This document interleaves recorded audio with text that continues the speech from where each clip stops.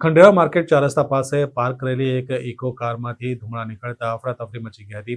જોકે સત્વરે ફાયર બ્રિગેડના જવાનોએ ઘટના સ્થળે પહોંચી પરિસ્થિતિ સંભાળી હતી. વડોદરા શહેરમાં આગ લાગવાના બનાવ યથાવત છે. તેવામાં વધુ એક આગ લાગવાની ઘટના ખંડેરાવ માર્કેટ ચાર રસ્તા વિસ્તારમાં બની હતી. રવિવારે ખંડેરાવ માર્કેટ ચાર રસ્તા પાસે પાર્ક કરેલી ઇકો કારમાં ધુમાડા નીકળતા સ્થાનિક લોકો દ્વારા તુરંત આ બનાવની જાણ ફાયર બ્રિગેડને કરવામાં આવી હતી. જેથી બનાવની જાણ થતાં જ ફાયર બ્રિગેડના જવાનો ઘટના સ્થળે દોડી ગયા હતા. જોકે આ કાર બંધ હોવાથી ફાયર બ્રિગેડના જવાનો દ્વારા કારનો આગળનો કાચ તોડી આગને કંટ્રોલમાં લીધી હતી. સદનસીબે કોઈ જાનહાની થવા પામી ન હતી.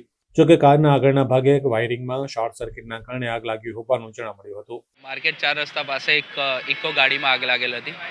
ઘટના સ્થળ પર આવીને જોતા આગળની બાજુમાં આગ લાગેલ હતી. તેને કંટ્રોલ કરવાનો પ્રયાસ કર્યો અને હાલમાં પરિસ્થિતિ કંટ્રોલમાં કરી.